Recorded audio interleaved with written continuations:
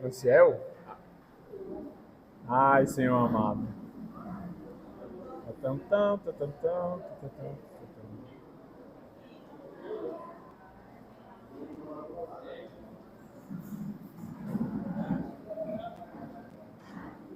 Rapaz, hoje a gente tá que nem aulão, viu, de concurso hoje pela manhã. Louvado seja Deus por isso.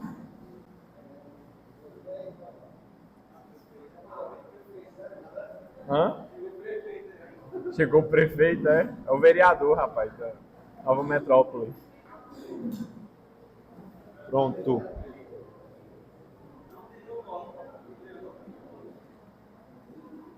Meus queridos, vocês viram o material que eu compartilhei com vocês lá no grupo da nossa congregação? Sim, não? Pois pronto. Quem tiver acesso pode abrir aí, vou conceder que você mexa no seu celular para ficar acompanhando desse jeito aí. Eu vou tentar compartilhar aqui. Deixa eu ver se o duplicado dá certo. Eu não vou usar outra tela.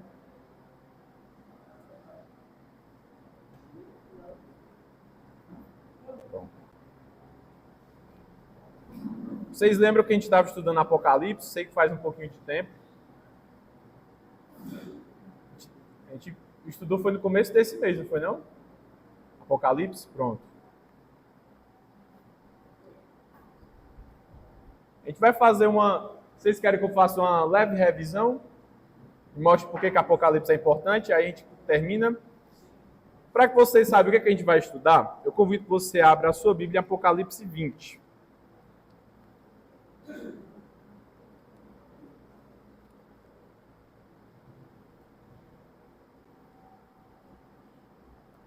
Meu intuito é que você...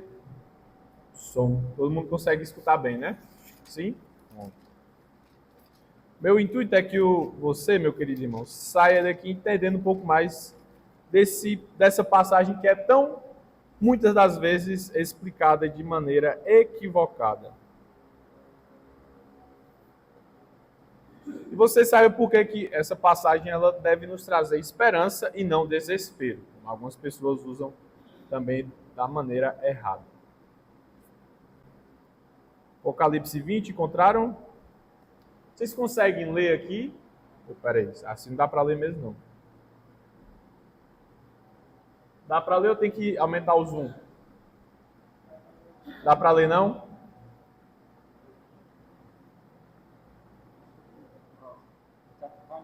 Hã? Não, atrapalha não. A gente dá nosso jeito aqui. Deixa eu botar isso aqui para cá. Isso aqui vai para cá. Pronto. A gente vai ler os 5 primeiros versículos. E aí, se você estava com dúvida na última vez que a gente se encontrou, ou se você já entendeu e viu uma aplicação interessante, você pode falar, porque o intuito dessa passagem, ela não é meramente teológica. Não é eu chegar aqui e falar para vocês, ó, isso aqui é isso aqui, é isso aqui, isso aqui, e você não saber como isso edifica em nada.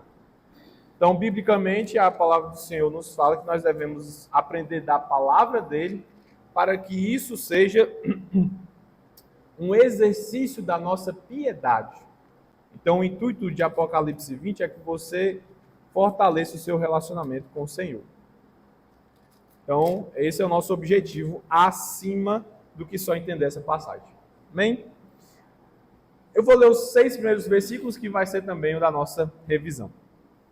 Diz o seguinte: então vi descer do céu um anjo, que tinha na mão a chave do abismo e uma grande corrente.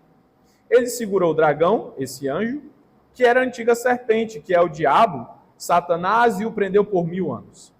Lançou no abismo, fechou e pôs o selo sobre ele. Para quê? Não mais enganasse as nações, até que se completarem os 1000 anos. Depois disso é necessário que ele seja solto pouco tempo. Vi também tronos, e nesses sentaram-se aqueles aos quais foi dada a autoridade de julgar. Vi ainda as almas dos decapitados por causa do testemunho de Jesus, bem como por causa da palavra de Deus. Tantos quantos não adoraram a besta, nem tampouco a sua imagem, não receberam a marca na fronte e na sua mão, e viveram e reinaram com Cristo durante 1000 anos. Os restantes dos mortos não reviveram, até que se completassem os 1000 anos. Esta é a primeira ressurreição. Bem-aventurado e santo é aquele que tem parte na primeira ressurreição. Sobre esses, a segunda morte não tem autoridade. Pelo contrário, serão sacerdotes de Deus e de Cristo e reinarão com ele os 1000 anos. Amém. Curve sua cabeça mais uma vez, humildemente, meu querido. Senhor nosso Deus, Filho, Espírito Santo, nosso Pai, que texto necessário para nós que estamos abatidos. E assim verdadeiramente estamos. Não queremos fingir o nosso coração, acreditando que nada tem acontecido conosco. Pelo contrário, Senhor, muito tem acontecido com cada um de nós. Se estamos aqui é porque a Tua graça mais uma vez nos renovou. Mas o Senhor conhece que os nossos corações estão sendo assolados em tempestades profundas que algumas vezes nós achamos que não acabam mais. Mas que esse texto, o texto da nossa esperança, o texto do nosso encontro, o texto da nossa paz, o texto da justiça, aqueles que vinham a procurar verdadeiramente, nós sabemos que serão felizes, que nós encontraremos, Senhor, descanso na Tua justiça. Nos dá esse renovo, nos dá esse vigor, que somente a Tua palavra, o Teu Espírito Santo é capaz de dar. Nenhum de nós é capaz de transformar, somente a Ti, Senhor. Assim que nós apresentamos as nossas vidas, as nossas almas em Cristo Jesus, nosso Senhor e Salvador. Amém. Bem, meus amados irmãos, o que é que vocês já ouviram falar sobre Apocalipse 20? A gente trabalhou um pouco disso nos versículos 1 até o versículo de número 6. Quem que estava na última aula? Por favor, levante a mão, porque senão não vão saber quantos estavam.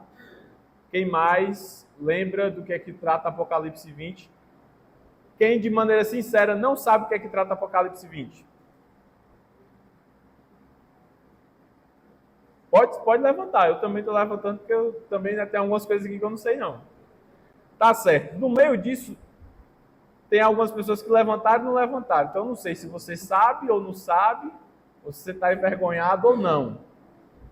Eu vou acreditar que o resto, que é a metade do que sobrou, ainda não entendeu perfeitamente, assim como eu não consegui entender. Mas vamos lá. Quem esteve na última aula, lembra o que a explicação certa do versículo 1 até o 6? De qual é salteado? Você consegue explicar do versículo 1 ao 6, Apocalipse 20? Quem estava aqui da última vez? Samuel, você consegue? Joviano? Não? Pois hoje vai ser um grande desafio. A gente vai explicar os 15 versículos inteiros, então. Vou tirar aqui porque vai me ajudar. Vamos lá. Apocalipse, ele não é um texto que deve nos levar a ter medo. Você já foi assaltado por Apocalipse? Sim ou não? Quem tem medo de ler o livro de Apocalipse? Levanta a mão. Quem aqui sabe o que é o livro de Apocalipse? Qual o nome, o significado de Apocalipse? Joás. Revelação, isso mesmo.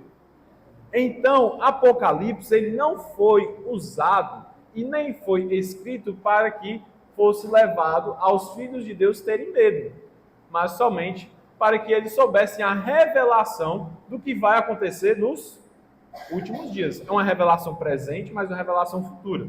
Os primeiros capítulos de Apocalipse, tanto é que nós estudamos na quinta-feira com o nosso irmão Ítalo Brito. Aquilo ali era algo que era verdade. A igreja de Éfeso tinha abandonado o primeiro amor, então era uma aplicação para aquele momento. Aquela igreja estava passando por isso. Mas agora, muitos capítulos depois, nós temos aqui uma declaração sobre algo que vai acontecer. Mas por quê, pastor? Essas pessoas, esses filhos de Deus aqui, precisavam ser renovados nessa revelação. Primeira coisa, os filhos de Deus, nossos irmãos em Cristo, quando leram Apocalipse, eles estavam abatidos. Eles estavam desesperançosos. Eles não viam saída para a situação deles. Por quê? Muitos irmãos estavam sendo perseguidos, aqueles que eram perseguidos, alguns eram mortos. Dentro dos irmãos que eram mortos, ou na verdade perseguidos, existia uma parcela que simplesmente olhava e pensava o seguinte: não vale a pena. Não vale a pena ser perseguido, eu perder o direito, eu perder a possibilidade de ser uma pessoa normal, eu perder todos os meus bens, eu perder tudo só por causa de Jesus, que eu nem lembro qual é a afeição dele, do que os discípulos falaram sobre esse homem, não vale a pena. Então a igreja era perseguida, algumas pessoas deixavam de ir para a igreja porque, na minha conta, isso não compensa, e outros que estavam sendo perseguidos ficaram abatidos. E aqui Apocalipse 20 é o último dos remanescentes fiéis que está escrevendo esse livro, que é o autor João. João já está desgastado. João está como um soldado cansado. Soldado que foi perseguido, que traz nas marcas do seu próprio corpo tudo aquilo que ele conquistou em Cristo, mas ele também precisava ser renovado. João não era mais o velho, o novo, chamado do filho do trovão. É isso que Jesus falava sobre João. Porque ele tinha muito ímpeto, ele dava a resposta na cara. Agora João, ele está com seus 80 e poucos anos, mas ainda assim Deus quis que ele trouxesse essa revelação. Então Apocalipse é sobre isso. É sobre angústia, é sobre dificuldades, é sobre dores, é sobre também restaurações. E a perspectiva de você olhar um pouco mais para frente e saber que você pode ser resgatado pelo Senhor mais uma vez. O Apocalipse fala sobre tudo isso. Agora, como esses versículos, que parece que não tem nada a ver uma coisa com a outra, vão querer tratar sobre isso? E assim eu convido que você volte seus olhos ao nosso texto. Vamos lá. Apocalipse 20, os primeiros versículos. Não sei se todos conseguem ver aí. Deixa eu botar aqui para cá. Dá para ver. Agora dá? Pronto. Apocalipse 20, de 1 a 3. O que é que ele está dizendo? Eu vi descer do céu um anjo que tinha na mão a chave do abismo e uma grande corrente. Pastor, o que é que isso tem a ver? Esse anjo aqui é alguém que tem muito poder, não é? Porque ele tem a capacidade de fazer o quê? Quem que tem? Vamos lá. Ele tem poder de quê? Vocês vão ler comigo, vocês vão interpretar comigo. Ele tem poder de quê? Ele tem na mão uma chave, ele tem na mão também uma grande corrente. Pronto. No versículo 2, esse anjo ele tem poder disso tudo para fazer o quê? Para segurar o dragão, a antiga serpente, que é o diabo, e que é quem? Satanás. Satanás significa sedutor ou acusador. Normalmente é muito aplicado, porque é um verbo antigo da língua hebraica para falar acusador. Até que Satã é acusar. Então, muitas vezes na Bíblia aparece esse verbo, Satã, em alguns personagens bíblicos que são inimigos do povo de Deus. Eles sempre são acusadores. Então, é como se fossem protótipos até do próprio Satanás. Então, é daí que vem esse nome, aquele que acusa. Esse anjo, ele está segurando aquele que é Satanás e está fazendo o que com ele? Prendeu por 1000 anos. E onde é que o anjo vai lançar esse que é Satanás? Vai lançar no abismo, vai fechar, vai colocar um selo sobre ele para que ele não mais engane as nações até se complete os 1000 anos. Mais uma vez aparece o termo 1000 anos. Pastor, o que significa 1000 anos? Você está percebendo que aqui nós temos várias figuras. Então, Apocalipse ele foi feito como se fosse na nossa língua expressões idiomáticas, que são expressões da nossa região e que só nós entendemos, mas aqui são expressões bíblicas e teológicas. Por exemplo, muitas pessoas não sabem o que significa a palavra matuto. A gente conhece, mas se você sair da nossa região e para o sul e falar, você é um matuto, ninguém vai entender o que significa. E assim sucessivamente. Por exemplo, Teve uma que o Joviano usou que eu nunca tinha escutado. Você já percebe a diferença de uma idade para outra, que foi serelepe. Falou assim, tal pessoa falou assim, rapaz, você tem que deixar de ser serelepe. Falei, o que é isso? De vez em quando eu também esqueço, nem eu lembro mais agora. Depois ele explica aí. É agitado, animado, é o que? Dá trabalho, é serelepe, é isso? É isso mesmo? Pois pronto. Eu não sabia o que era serelepe. O Joviano foi lá e me explicou. Então, existem expressões, ou até mesmo termos, que eles são empregados em uma região, por um determinado povo, uma determinada língua. E aqui, nesse momento, em Apocalipse 20 todos, são várias expressões que são bíblicas, mas ao mesmo tempo são simbólicas. Então, por exemplo, esse anjo pegou na chave a mão e tem uma grande corrente. Existe esse anjo que está segurando uma grande corrente até hoje? Você acredita que é figurado, exatamente. Então são vários símbolos. Anjo é a mesma palavra para dizer mensageiro, é a mesma palavra para dizer representante e enviado de Deus, né? Que é aí que vem o nosso irmão Ângelo, que é Angelos. Está tudo ligado na palavra dele. Então existe esse mensageiro, esse representante de Deus que tem a capacidade de fazer tudo isso. E esse representante de Deus pegou Satanás pela orelha dele, limitou o poder de Satanás, não somente fez isso, mas jogou Satanás para um canto e deixou Satanás limitado nesse canto durante muito tempo. E é isso que significa 1000 anos. Na cultura hebraica também existe essa grande questão dos números. Por exemplo, sempre quando vai falar sobre a santidade de Deus, é o único atributo de Deus que é repetido 3 vezes. Por isso que Isaías fala que o nosso Deus é santo, santo, santo. Ele fala sobre a misericórdia e da misericórdia, vai falar sobre de geração a geração, mas o único atributo de Deus que é repetido 3 vezes é a sua santidade. Fala principalmente da sua trindade, mas também dizendo que é algo exclusivo de Deus que o homem não pode ter. Então é algo que é repetido na Bíblia diversas vezes. E esse 1000 aqui, esses 1000 anos, você tem que entender que não são literalmente 1000 anos. Por quê? Eu já estou dando spoiler, mas a gente vai entender esse fio. Porque 1000 anos representa um tempo que nenhum homem é capaz de saber, a não ser Deus. Guarde isso. 1000 anos significa um tempo que nenhum homem é capaz de saber, a não ser Deus. Por quê? Porque é dito que Cristo, o representante, agora já deu outro spoiler aqui, o representante, ele pega Satanás e joga no abismo. Mas quem é o representante de Deus que tem esse poder contra Satanás? Cristo, muito bem. Quem disse isso? Apocalipse disse lá no capítulo de número 15. Na verdade, 12, perdão. Apocalipse 12, 10. Não está ali, mas eu vou ler. Apocalipse 12, 10, eu quero que outra pessoa abra em Colossenses 2,15. E a gente vai dar, a gente está só demorando um pouquinho nesses 3, depois a gente dá uma avançada, volta e avança. Apocalipse 12, 10 e Colossenses 2,15. Está até aqui já apresentado. Apocalipse 12, 10. Alguém pode ler, por favor?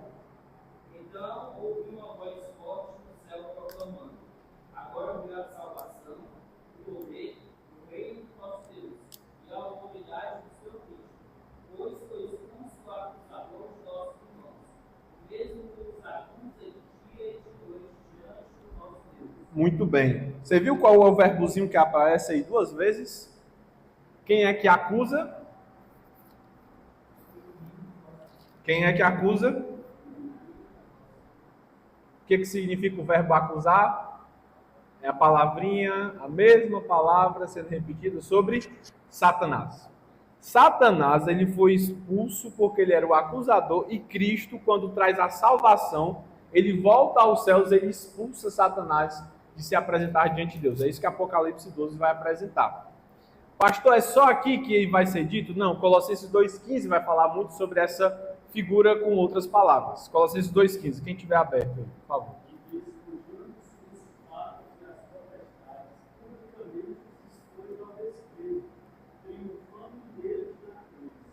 Muito bem. A ideia que o apóstolo Paulo está querendo falar é que, principalmente, aquilo que os homens achavam que seriam derrota, ele vai falar que é a vitória de Cristo na cruz. Porque a cruz, de maneira nenhuma, seria algo vitorioso, mas em Cristo ela se torna. Porque ela é o começo daquilo que é Satanás e suas potestades serem desbaratados. Significa isso, eles perderem o seu poder. Agora volte lá para Apocalipse 20 novamente. É dito que tudo isso aconteceu e esse anjo, esse representante de Deus, fechou e pôs os selos sobre Satanás para que ele não mais enganasse as nações. O que significa deixar que esse que é Satanás e toda a sua hoste deixe de enganar as nações. É o que Colossenses 2,15 acabou de falar, isso mesmo. Que significa... Vamos lá, vocês estão lendo comigo. Significa o quê? Despojado significa que Satanás não mais tem o mesmo poder de antes. É a mesma declaração. O que o versículo 3 vai dizer? Depois disso é necessário que ele seja solto por um pouco de tempo, até que se completem ali os seus 1000 anos. O que está sendo dito aqui? Satanás ele vai ser limitado pelo Senhor durante o tempo que nenhum homem conhece, a não ser o Senhor, e depois ele vai ser solto por mais um pouco de tempo. E é isso que os primeiros 3 versículos vão querer explicar nessa parte. Agora, por que isso aqui é importante? E aqui nós vamos mais uma vez a algumas aplicações. Primeiro, para que você saiba que Satanás não toca nos filhos de Deus. Eu sei que parece que é uma verdade, pastor, já sei disso, mas algumas vezes a gente se esquece, principalmente quando a gente passa por alguma dificuldade, ou até mesmo situações um pouco difíceis dentro da nossa casa, sobre pessoas crentes ou descrentes e assim sucessivamente. Por quê? No primeiro momento que você começa a fazer alguma coisa, começa a viver a sua vida, e aí algo começa a sair do controle, a primeira coisa que você vai acusar é quem? O acusador. Rapaz, como é que pode? Semana passada eu estava bem, estava na igreja, e uma semana depois eu estou doente, não estou com vontade de ir para a igreja, não estou com vontade de ver meus irmãos. Aí você fala o quê? Isso é obra do maligno. Ele tocou na minha saúde, está tirando toda a minha vontade de viver. Biblicamente, como é que a gente consegue responder isso?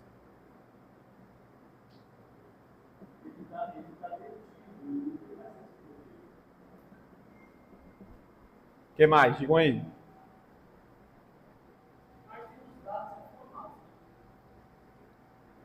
Aí que vem a declaração de Pedro. Satanás, ele anda a derredor, mas ele nunca ataca. Então o que é que ele pode fazer? Ele não pode derrubar, mas ele pode colocar armadilhas para um coração que está querendo pecar. Agora, tocar em você, ele não pode não. De maneira nenhuma. É por isso que o triunfo de Cristo é algo que deve representar na nossa visão bíblica a saída do povo do Egito para a Terra Prometida.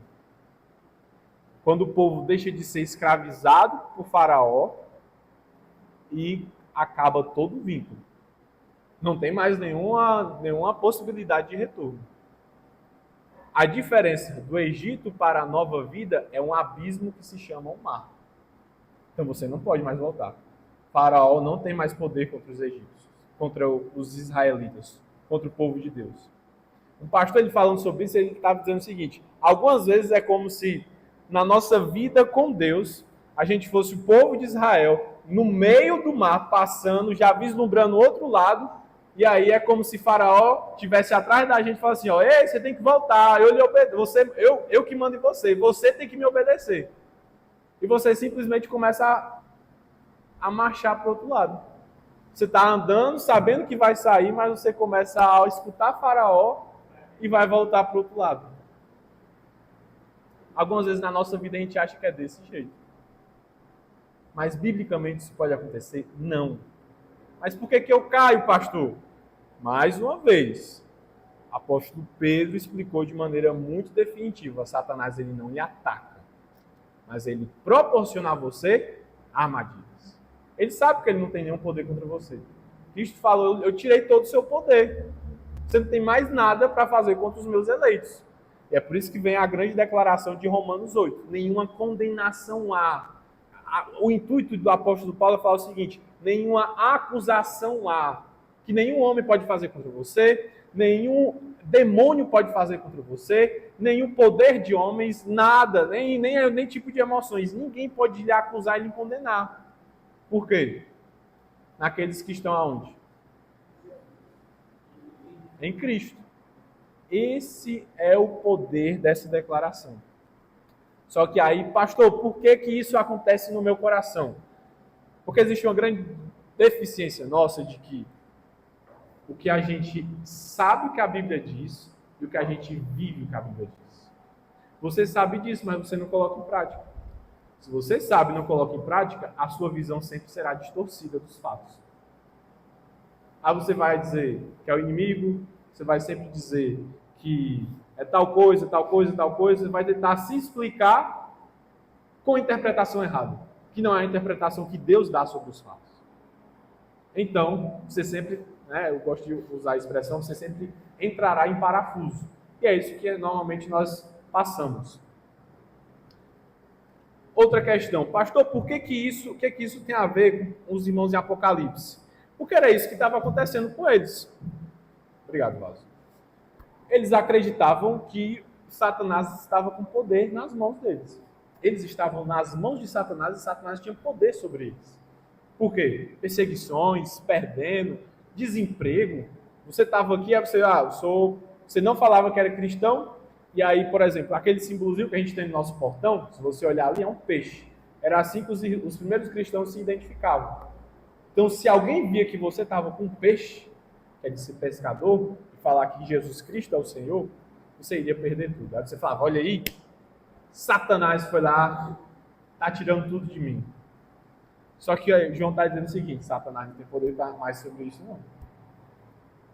Satanás não tem poder sobre você. Por que você está vivendo nessa falsa realidade? Não é assim. Cristo limitou e agora ele está acorrentado. Então, Satanás não tem uma coleira. O significado é que ele não de maneira alguma pode lhe atacar e o próprio Senhor é que está limitando pelo poder dele. Essa é a grande esperança que João está querendo falar nesses primeiros momentos aqui em Apocalipse 20. Diga lá, Vaso, pode falar.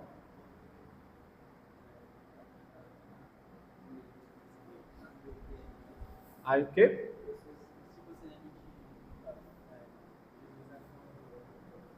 Sim.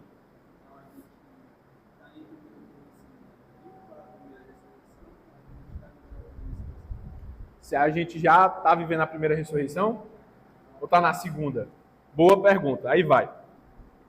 E aí a gente tem que ir para o versículo de número 4. Outra explicação por que tudo isso que acontece, por mais que sejam difíceis as perseguições, nós devemos ter uma esperança. Versículo de número 4, que é a segunda explicação. Diz o seguinte, e aqui eu quero que você entenda a visão de João. Ele está falando o seguinte: eu também ouvi tronos, e nesses estavam sentados aqueles que foi dada a autoridade de julgar. Quem são esses? Vi ainda as almas dos decapitados, que é decapitado, aqueles que foram mortos, perderam a sua cabeça, por causa do testemunho de Jesus, bem como por causa da palavra de Deus, e os tantos quanto não adoraram a besta, nem tampouco a sua imagem, não receberam a marca na fronte e na mão, e viveram e reinaram com Cristo durante 1000 anos. Pastor, o que é a marca da besta e o que é a besta? Não é o Pix, nem é o chip, nem é o CPF, não é nada disso. A besta aqui são poderes humanos que se colocam no lugar de Cristo, e é isso que Apocalipse vai falar dos capítulos 5 a 7, é porque se eu for explicar aqui vai demorar mais ainda, mas eu estou resumindo. São poderes que se colocam no lugar de Cristo e fazem com que as pessoas vejam ele como Cristo. O que significa tudo isso? É aquilo que João explica sobre os anticristos. É a mesma coisa para falar besta. Eu gosto de explicar a partir desse termo de João, que ele fala na sua carta. Anticristo não é aquele que se opõe a Cristo. A gente tem essa ideia, né? Alguém fala assim, ó, eu não sou cristão, eu odeio cristão. Aí todo mundo fala, esse aí é um anticristo, louco, perseguidor da igreja. Só que não é esse o significado. Anticristo é aquele que se coloca como Cristo. E ele nunca fala abertamente que ele é contrário a Cristo. Ele sempre tem umas palavrazinhas muito doces. E todo mundo vai caindo na dele. Diga lá, vai. Um dos anticristos. Isso é assunto para outra questão, mas é um dos anticristos também.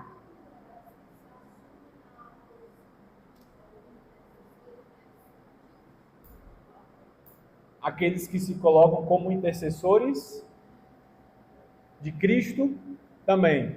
Por exemplo, né, a bula papal que foi declarada no século XVI para o século XVII, sobre a infalibilidade papal. Então, ele coloca como o Papa, como sendo porta-voz daquilo que o Papa fala, você tem que obedecer irrevogavelmente. Então, se ele falou que você tem que se matar, você tem que se matar. Por quê? Porque ele é o porta-voz de Cristo. Mas se Cristo não fale isso, ele fala e é santo. Então, essas pessoas, não só como ele, tem diversas outras religiões que são apresentadas isso. É por isso que em Apocalipse, em João, vai falar que existe anticristos e o Cristo, e o anticristo. Você consegue conhecer os dois. Então, aqueles que se colocam no lugar de Cristo, não falam que são perseguidores, têm linguagens muito chamativas. Você tem que começar a cuidar de si. Você, meu irmão, tem um pastor que ele faz isso, né? Ele pega o microfone, ele vai explicar, aí pede para colocar uma musiquinha por trás, pede para o Joás botar ali um tecladinho. Eu sei o que é que você está passando. Eu sei qual é a sua dor. Deus não quer isso para a sua vida. Deus vai lhe exaltar. Agora você tem que me dar um pix de R$1.000. Eu gosto de você é o centro do coração de Deus. Tem uma linguagem assim, doce. Vem do seu terreno, Joás. Muito mais você vai receber. Então, vocês já ouviram isso em algum canto? Vem do seu terreno que você nem tem, né, Joás? Então é muito isso aí, vem do seu terreno, Joviano. Aí colocam isso como a necessidade de você ser salvo. Então o anticristo ele trabalha desse jeito.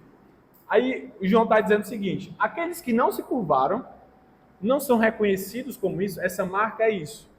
Eles não são reconhecidos como aqueles que andam atrás dessas coisas. E esses são quem? E aí vem o que o João falou. Esses são os que guardam a palavra de Deus, são os que testemunham. Aqui testemunho é um termo muito bonito, porque é uma palavra antiga que significa aqueles que martirio Christos, aqueles que são martirizados por Cristo. Então são esses que são os filhos de Deus, que por mais que sofram, derramam sangue, vão sofrer, mas de maneira nenhuma vão deixar quem é Cristo Jesus. É por isso que na nossa língua a gente tem outra palavra que se chama martirizado, que é degolado, esquartejado, assim sucessivamente. Pois é, vem dessa palavrinha aqui, testemunho. Diga lá, Ernesto.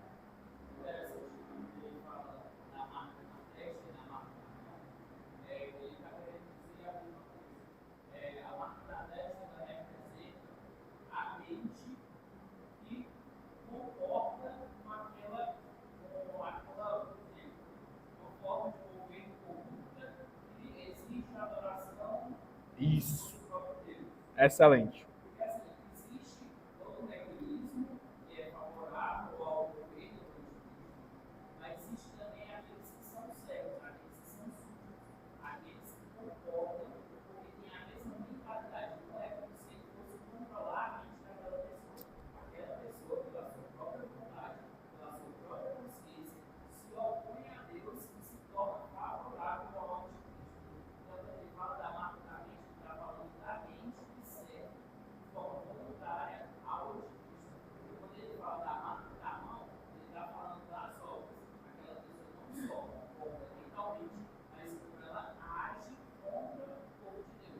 Isso mesmo. Não se deixaram ser marcadas aquelas pessoas que não concordaram com o anticristo e nem fizeram as obras do seu filho. Muito bem. Excelente. Acredito que agora já explicou muito aqui. Muito obrigado, querido Hermes. E aí entra uma pergunta. Se os nossos irmãos não concordaram com isso e eles morreram, porque não concordaram com isso, não se tem uma palavra grega também que é proskineos, que a gente traz a ideia de se prostrar. Eles não adoraram, não se ajoelharam, não se jogaram no chão em adoração e morreram por isso. Onde é que eles estão? E aí João explica: esses estão vivendo, final do versículo 4, e reinando com Cristo durante 1000 anos. Eles vão estar com o nosso Senhor durante um tempo indeterminado. E olha que coisa interessante, que na verdade que jogo de palavras bonito aqui, é poético. Eles não estão mais entre nós, eles foram martirizados, mas eles não morreram. O verbo aqui é que eles estão vivendo. Vivendo é uma ação, e uma ação contínua. Eles estão vivendo e vão continuar vivendo. Então, a ideia dizendo é o seguinte: eles não desapareceram. A gente não está conseguindo mais ver eles, né? Até a última vez que eu falei, é como se a gente está aqui no domingo pela manhã, está desse tanto de irmãos, desse domingo para o próximo já vem a metade. Não porque o pessoal quis ficar em casa, mas é porque os irmãos eles foram mortos, perseguidos, foram jogados para longe e assim sucessivamente. Então era isso que a igreja estava vivendo. Mas onde é que está eles? Eles ainda estão vivendo, João? Aí ele vem, o Senhor está querendo dizer para vocês que eles estão vivendo. Mas não somente estão vivendo, eles também estão reinando. E aqui você vê a diferença das figuras sendo apresentadas, né? Eles são colocados como o resto do mundo e são perseguidos por isso, mas diante do mundo eles são escórias, são lixo, são trapos de imundícia, mas diante do Senhor são como se fossem reis, estão reinando, eles têm autoridade. E aqui a ideia de nobreza.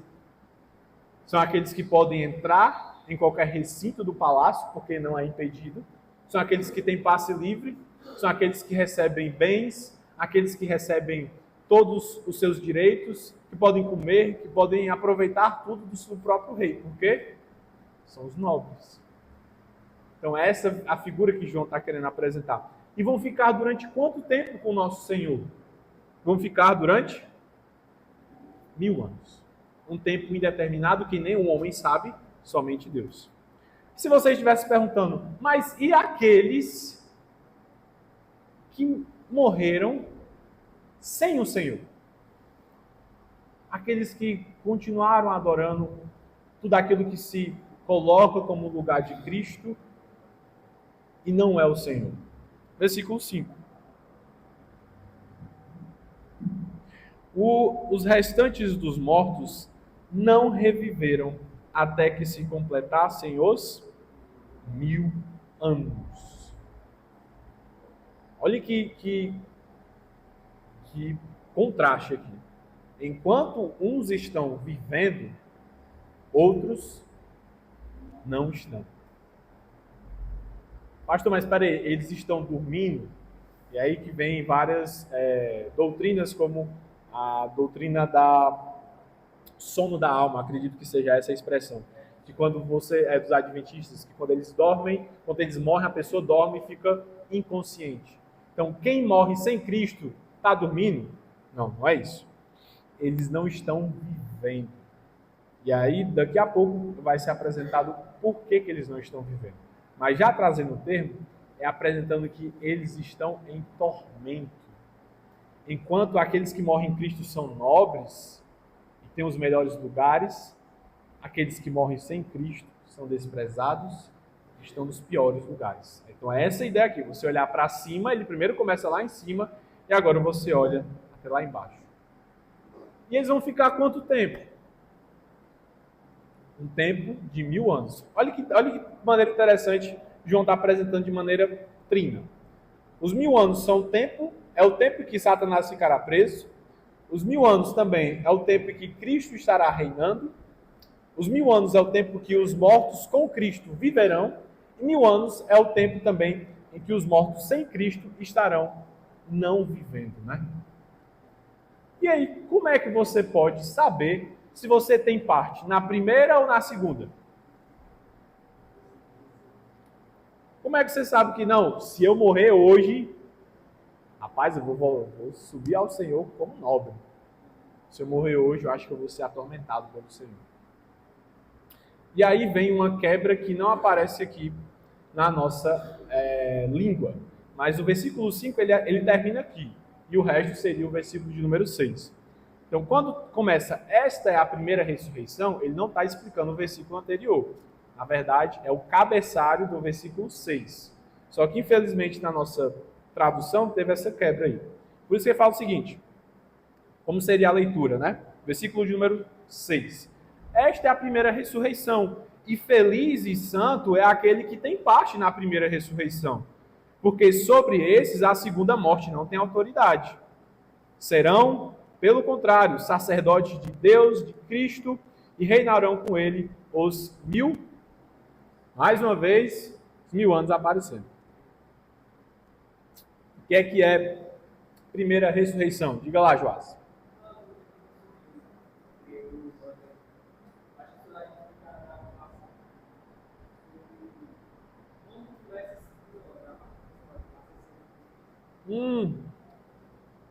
Perdão. Mas o versículo capítulo de número 12 de Apocalipse falava exatamente sobre isso. Vocês escutaram a pergunta de Joás? A partir de quando começa esse reino de 1000 anos?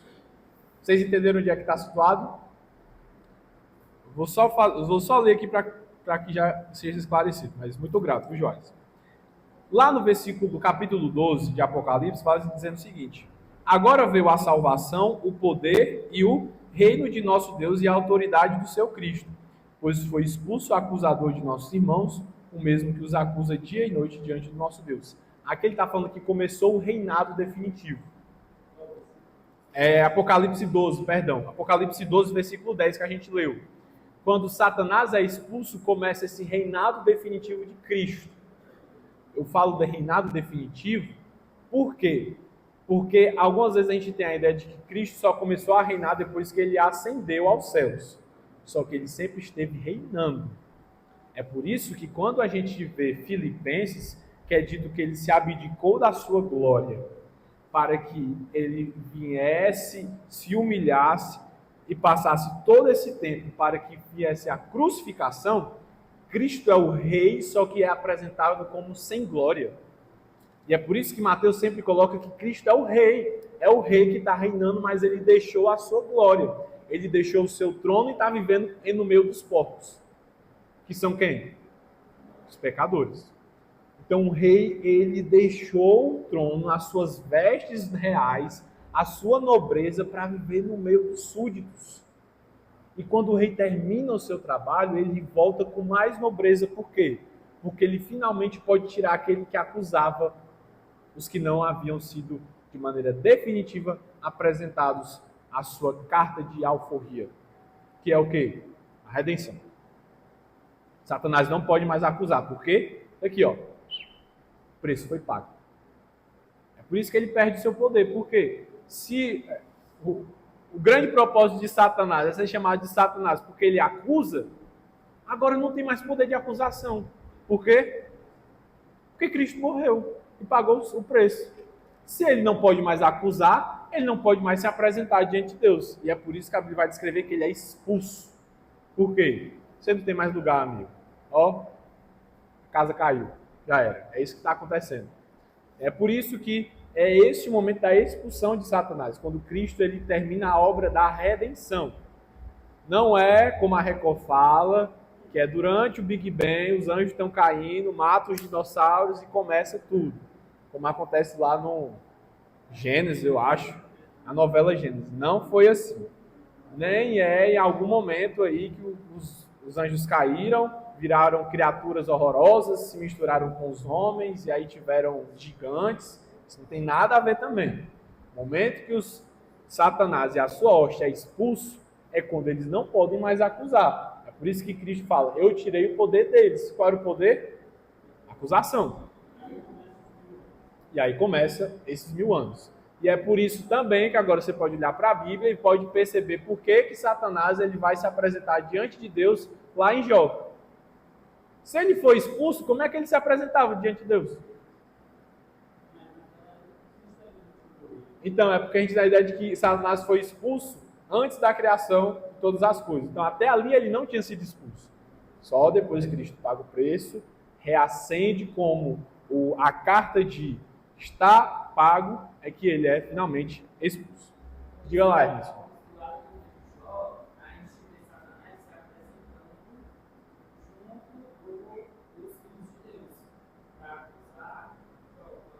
Sim. Exatamente.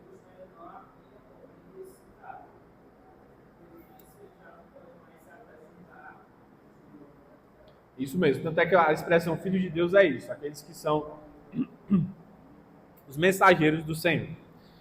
Mas agora, o que é a primeira ressurreição?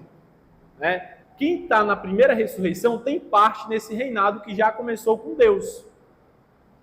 E você, Joás, você acha que você já tem parte? Por quê? Pergunta excelente para vocês fazerem. Você já pode ser declarado como um nobre diante de Deus, um sacerdote e um que reina. Você pode dar a declaração, eu vou estar lá. Por quê? Ele morreu por mim e... Boa! Você está parafraseando quem? Efésios 2. E aí você tem que abrir Efésios 2 juntamente com todo mundo para entender o que é isso. Eu sei que a gente na doutrina reformada, como os bons calvinistas, a gente gosta de Efésios 2 para falar, olha aqui, você não teve nenhuma obra, Deus lhe escolheu, você não pode decidir nada, é Deus que decide por você, você não escolheu a Deus, e tem toda aquela questão que é discutida. Eu não vou entrar nesse mérito, porque nem a Bíblia entra nesse mérito. Ficar discutindo isso. Ela fala que Deus decidiu isso por você por um grande propósito. Então a gente se perde no meio do caminho.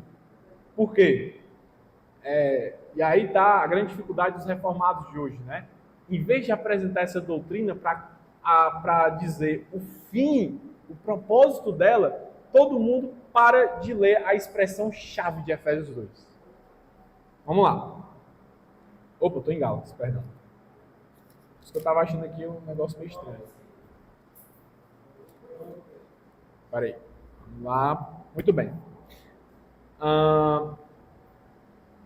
Podem ler. Leem todos juntos. 1 o versículo de número 10.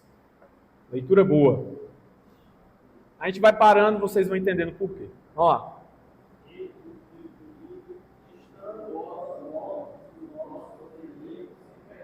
Muito bem, agora pare. E aí, você que tem voz, porque Deus lhe dá essa graça maravilhosa, você agora vai bocejar, vai esticar a sua mandíbula, aí você vai ler de novo para que todo mundo leia, porque esse é um versículo que vai lhe dar uma grande esperança. Versículo de esperança, pode falar, ele vos deu vida, vós dos pecados. É a alegria. Paulo está dizendo que há uma grande esperança aqui para a gente. Então vá, lê de novo. Ele lhes deu vida quando vocês estavam mortos em suas transgressões e pecados. Agora continue. Nos quais vocês andaram noutro tempo, segundo o curso deste mundo, segundo o príncipe da potestade do ar, do espírito que agora atua nos filhos da desobediência. Segura bem rapidinho. Você percebeu que a mesma declaração lá de Apocalipse 20, você andava segundo o príncipe da potestade do ar. Essa é uma expressão bíblica para dizer o quê? Satanás. E Satanás só é obedecido pelos filhos da sua desobediência. E você não tem mais lugar com ele. Por quê? Versículo 3. Entre eles também todos nós andamos no passado, segundo as inclinações da nossa carne, fazendo a vontade da carne e dos pensamentos. E éramos por natureza filhos da ira, como também os demais. 4. Mas Deus, sendo rico em misericórdia, por causa do amor que nos amou, Muito bem. Segura só um pouquinho. Você percebe que é uma imagem muito parecida com o Apocalipse. Vai falar que você andava assim, e a misericórdia e o amor de Deus faz com que você seja chamado. Você está indo para o abismo e Deus lhe tira desse abismo e lhe coloca do outro lado. Por quê? Versículos 5 e 6 agora. e estando nós mortos em nossas transgressões, nos deu vida juntamente com Cristo. Pela graça vocês são salvos. E juntamente com Ele nos ressuscitou. E com Ele nos fez assentar nas regiões celestiais, em Cristo Jesus. Agora você entendeu? Você estava morto e você diz isso. A gente fala isso quando existe essa tradição maior nas igrejas pentecostais de falar do testemunho, né? Olha, eu estava morto e eu comecei a viver. Então, sempre vai ter a mesma declaração. Eu era assim, não sou mais, e quem fez isso foi Cristo. E o que é que o próprio Senhor está dizendo através da pena do apóstolo Paulo? Você estava morto, e é realmente isso, você era um morto. Deus lhe tirou, lhe colocou vida, e isso significa o quê? Que uma vez que existe vida em alguém que estava morto, nós devemos chamar isso de ressurreição. E o que significa você ter ressurgido através da operação do Senhor? Significa que você tem um carimbo, um selo no seu coração, uma decisão do próprio Deus e uma esperança que você vai assentar nos lugares celestiais. Com quem? Em quem? Em Cristo Jesus. E Apocalipse 20, versículo 6 diz o quê? Que todos aqueles que passaram, fazem parte da primeira ressurreição, são sacerdotes e reinam. Em quem? Em Cristo Jesus. Significa... Essa é a primeira ressurreição. Quem foi convertido passou pelo processo de ressurreição. E se você passou por esse processo de ressurreição, você tem a esperança de estar eternamente com o Senhor diabo. Essa é a grande dádiva que o apóstolo João está querendo falar. Se vocês foram convertidos, vocês agora, por mais que estejam difíceis, porque vocês estão vendo várias pessoas morrerem, vocês estão angustiados, mas lembrem-se, vocês têm uma grande esperança. Tem até um paralelo, né, da marca do Espírito Santo que habita em nós com a marca da besta, né? Uma marca para a salvação e a outra para a perdição. Sim, fala que nós somos selados no Espírito Santo do Senhor. É excelente. E aí você tem que voltar mais uma vez para Apocalipse 20.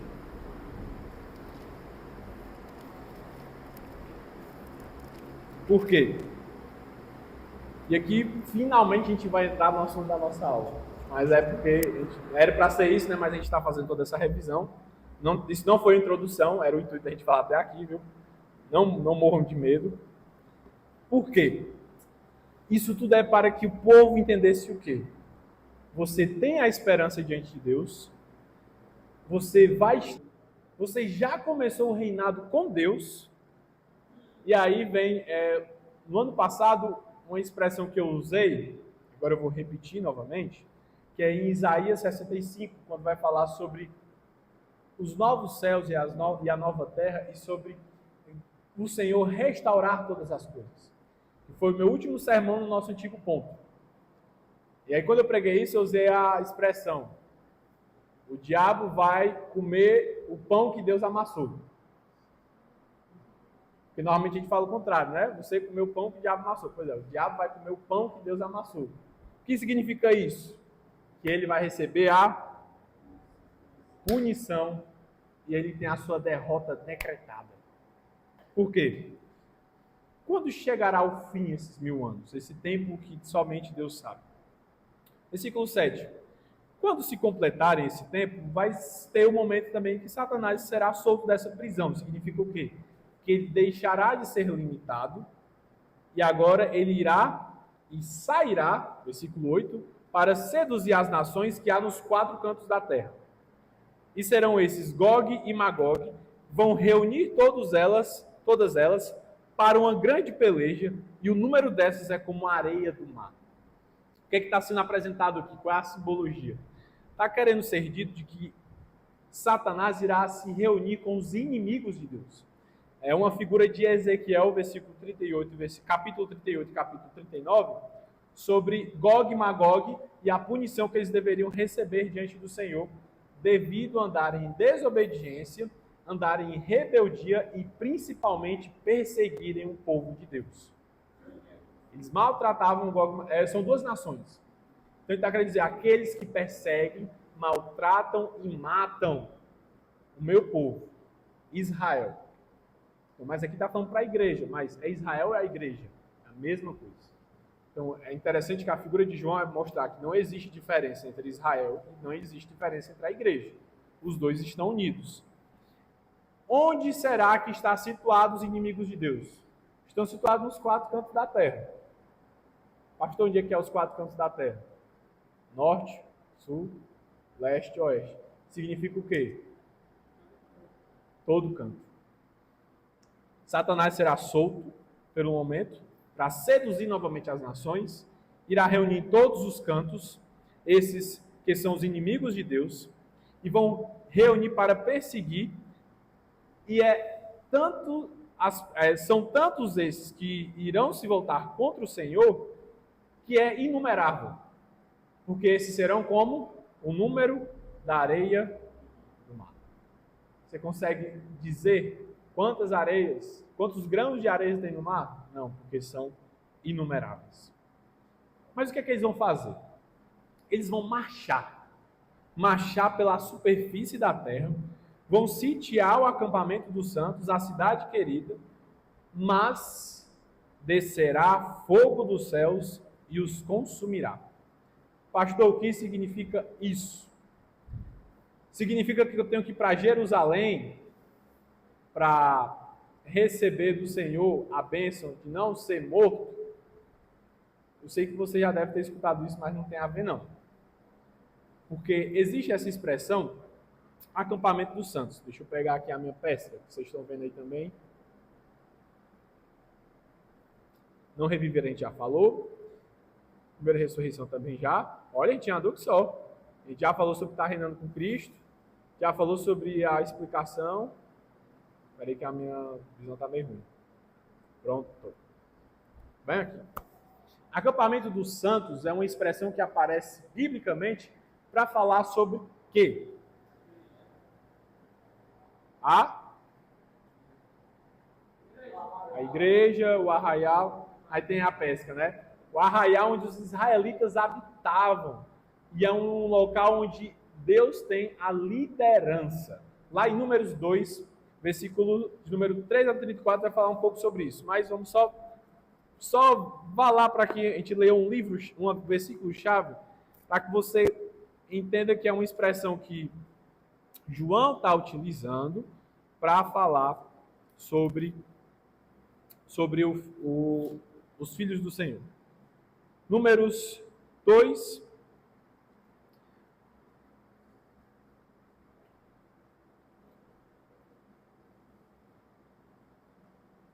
versículo 2, 3 vai falar um pouco sobre isso também.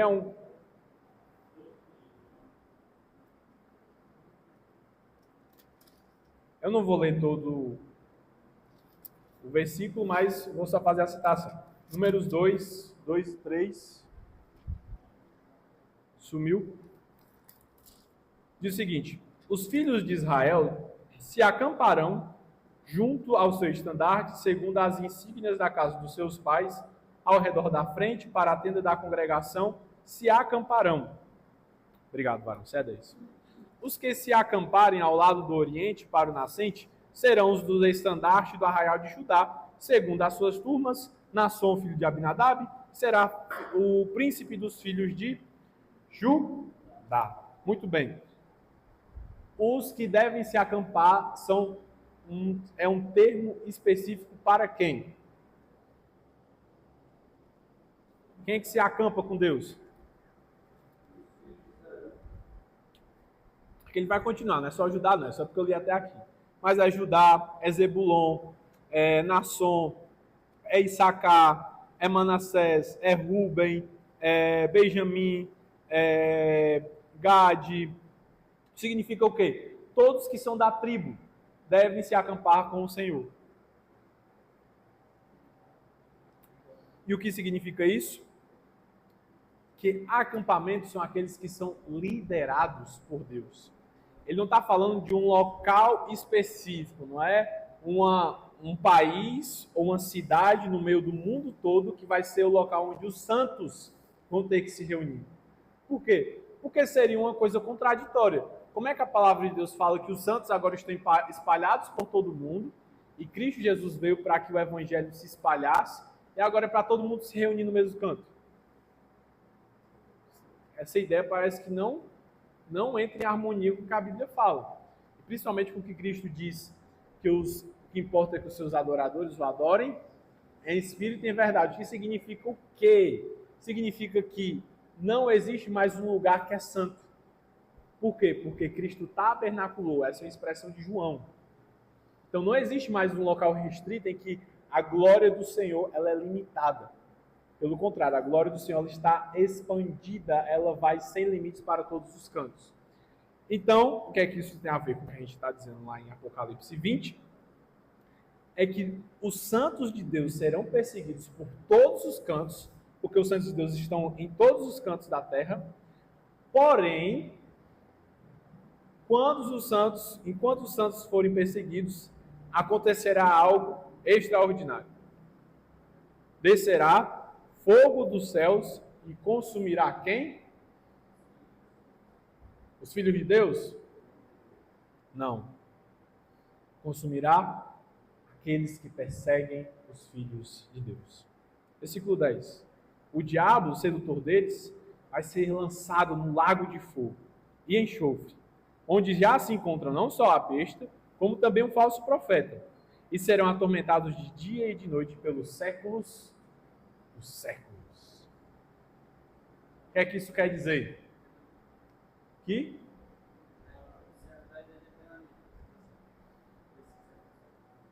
todos aqueles que perseguem os filhos de Deus serão julgados e não vai ser julgado de maneira boazinha, não.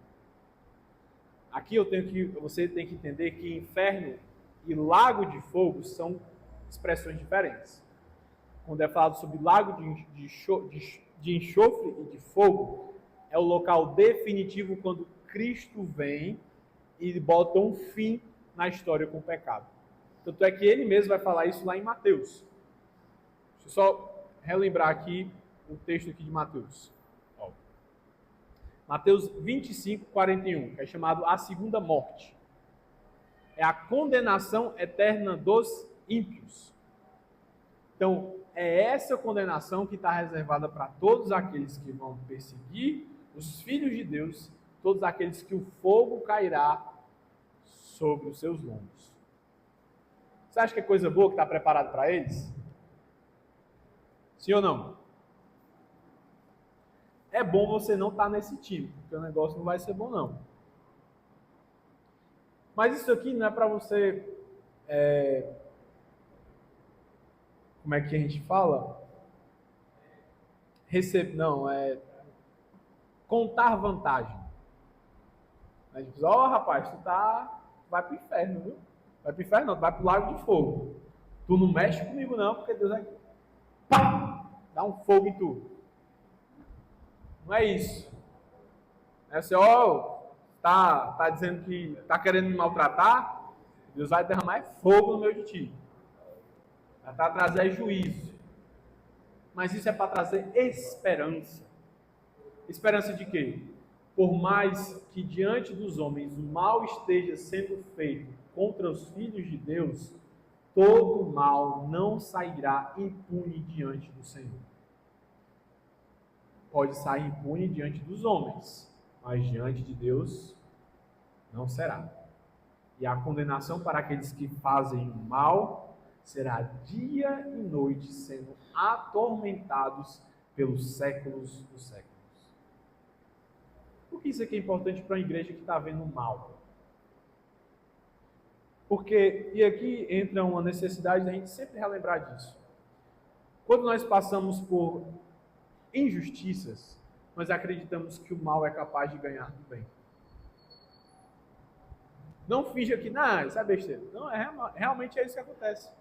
Quando você passa por injustiças, quando você passa por perseguições, quando as pessoas fazem mal contra você, e quando você tenta se justificar ou se defender, as coisas pioram, naturalmente seu coração pensa, o mal nunca conseguirá ser derrotado pelo bem. Mas o que a Bíblia está dizendo? Um dia, o mal não sairá impune. E quem descerá a justiça será o próprio Senhor. Vai ser dia e noite o mal que eles vão pagar. Deus vai ser capaz de transformar tudo isso em bem. É a declaração de José, não é? Deus foi capaz de transformar o mal que vocês fizeram em bem. E aqui Deus está fazendo a mesma coisa. Quem que vai ser atormentado? O diabo, aqueles que se colocam no lugar de Cristo, aqueles que induziam as pessoas a mudarem a palavra de Deus, o falso profeta e a besta. Há lugar de esperança no meio da desesperança. É isso que João está querendo dizer.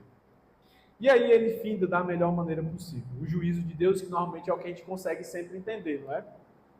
Eu vi o grande trono branco, o Senhor veio, derramou o juízo, e aquele que está sentado no trono branco, e cuja presença fugiram a terra, o céu, e não se achou para eles, eu vi também os mortos, os grandes e os pequenos, posto em pé diante do trono de Deus.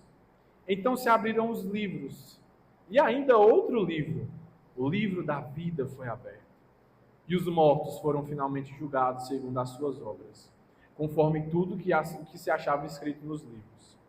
E deu o mar, os mortos que nele estavam, e a morte e o além entregaram os mortos que nele haviam, e foram julgados um por um segundo as suas obras. Aqui a ideia é como se fosse o seguinte: enquanto você vê uma imagem do céu, e aqueles que estão com Cristo se apresentando diante do trono, porque o céu não é a morada definitiva, é a morada da espera para o reinado restaurado de Deus, de todas as coisas. Enquanto você vê os nobres chegando com Cristo, você vê a morte vomitando aqueles que morreram sem Cristo. Ela soltando tudo aquilo que foi, todos aqueles que estão sendo atormentados no inferno já. Todos serão vomitados por um lado e outros chegarão com o seu rei de outro. Para quê? Para que cada um receba aquilo que está contido nos livros. Então, vão ser muitos livros. Só que, no meio daquela biblioteca, né, que se a gente pudesse trazer uma imagem poética e romantizada, no meio daquela biblioteca, diante daqueles acervos de livros antigos, vai ter um no meio que se chama o livro da vida. Você vai ser julgado pela sua obra. Você sabia disso? Você vai se apresentar diante de Deus, ele vai ver tudo que você fez. O livro do Manassés, desde o dia que nasceu, as más decisões dele, aquilo que ele não fez por obediência a Deus, tudo aquilo que ele fez de ruim, todo o pecado que ele causou a uma, a duas, a três pessoas, todo aquele pecado que ele não deixou durante vários anos, ficou sempre insistindo no erro. Deus vai falar: você fez tudo isso, tudo isso, tudo isso, tudo isso, tudo isso, tudo isso. Essa é a sua obra. Aí depois ele vai ver Manassés, Lucas Nascimento de Oliveira. Aí ele vai pegar um livrinho assim, vai caçar. Manassés, Lucas Nascimento de Oliveira. Está aqui. Seu nome foi selado com sangue. Não é a sua obra. Não foi você que escreveu, não, esse nome aqui. Esse nome está escrito com dedos do próprio Senhor Jesus. Pela obra dele, agora você pode entrar. O texto termina com esperança. Porque enquanto os outros verão as suas obras, estarão desesperados, você vai ver a sua obra também, não vai ficar feliz. Mas aí você vai ser lembrado pela obra de Cristo. Ele escreveu o seu nome no livro da vida. E pela obra dele, você foi, versículo 15, você foi achado. Essa palavra é muito interessante. Você foi achado. Você não está como esses que não foram achados. Aqueles que não foram achados, escritos no livro da vida, eles foram lançados para dentro do lago de fogo. E lá vão ficar eternamente. De maneira definitiva. Mas aqueles que foram achados, aqueles que foram resgatados, o texto vai findar começando no capítulo 21 de Apocalipse. Esses eu os vi no novo céu e na nova terra, pois o primeiro céu e a primeira terra passaram. O mar já não existe, e eu vi a cidade santa, a nova Jerusalém, que desceu do céu da parte de Deus, ataviada com uma noiva adornada para o seu noivo, para o seu esposo em um casamento. Então ouvi uma grande voz vinda do trono, dizendo: Eis o tabernáculo de Deus com os homens. Deus habitará com eles, eles serão povos de Deus, e o Deus mesmo estará com eles. Ele enxugará dos olhos toda lágrima, e a morte não mais existirá. Já não haverá luto, nem pranto, nem dor, porque as primeiras coisas passaram. E aquele que está sentado no trono disse: Eis que faço novas todas as coisas. E acrescentou: Escreve isso, João. Escreve, porque essas palavras são fiéis e verdadeiras. E tudo que eu disse para você realmente acontecerá. Eu sou o Alfa, eu sou o Ômega, eu sou o princípio e o fim. Nenhuma das minhas palavras se passará. Você não vai estar no céu, você não vai para o paraíso. E você também não vai voltar para o Éden, nem para o jardim. Tudo será novo. Você estará no novo céu, uma nova terra, redimida, restaurada, renovada, perfeita. Aí lá você vai encontrar seu descanso. Aos desesperados, tenham esperança. Um dia você encontrará sua esperança. Encontrará sua esperança. Aos angustiados, renovo. Um dia passará. Aqueles que estão injustiçados, a justiça ainda vingará. Aqueles que querem desistir, o Senhor sustentará. Um dia, tudo passará. Um dia, amada igreja de Éfeso, amada igreja aos Apocalipses, tudo passará. Essa é a mensagem de esperança de Apocalipse. Tudo passará. O Senhor está reinando e reinará para sempre. É isso que a aplicação da piedade de Apocalipse. É você ter vida novamente e ser chamado a viver com o Senhor. Se Apocalipse 20 não fez isso com você, é porque você ainda não entendeu. Mas ele não é só para você saber que isso vai acontecer, mas é para que isso transforme o seu coração. Tem esperança. Tem uma música que diz: coragem, vivente, tudo se acalmará. A paz, ela se aproxega cordial.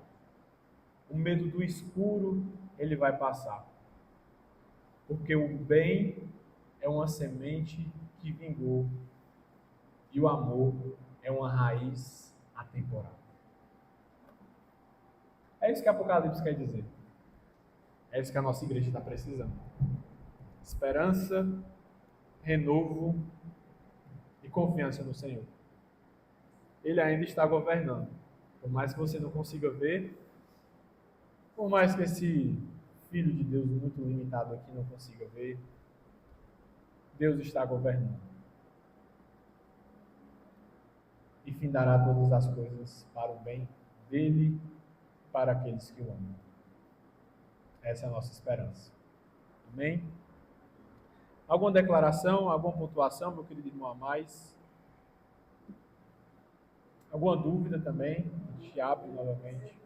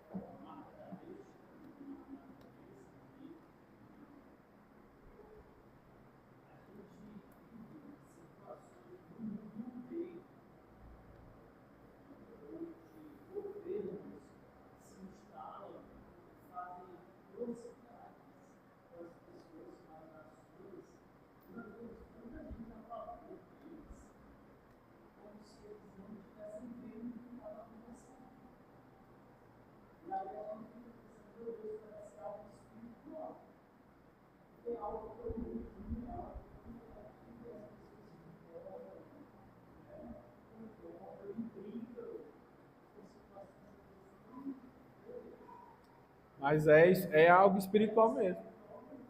É Romanos 2 em prática. É Deus falando, olha, eu vou parar de derramar um pouco mais de misericórdia. Eu vou deixar que o homem busque tudo aquilo que está no coração dele. Só que isso é para que seja como justiça. Que ele saiba o que o pecado pode fazer com a vida dele. Romanos 2 é isso. Eu vou deixar ele buscar aquilo que está no coração dele. E tudo de ruim vai ser apresentado. Não é Romanos 2. O que a gente vive é Romanos 2 em prática. Anos difíceis, anos ruins, eras complicadas. Mas é assim que Deus tem dito desde o Senhor Jesus Cristo. Eles estão apenas recebendo aquilo que o coração deles está buscando. Uma outra questão a mais, meus queridos irmãos. Uma outra pontuação. Questão importante, declaração. Não mais, graças a Deus, terminamos a tempo com os nossos pequenos. Vamos então só organizar as nossas cadeiras novamente. E aí em seguida a gente faz uma oração, passa para o findar da nossa escola bíblica.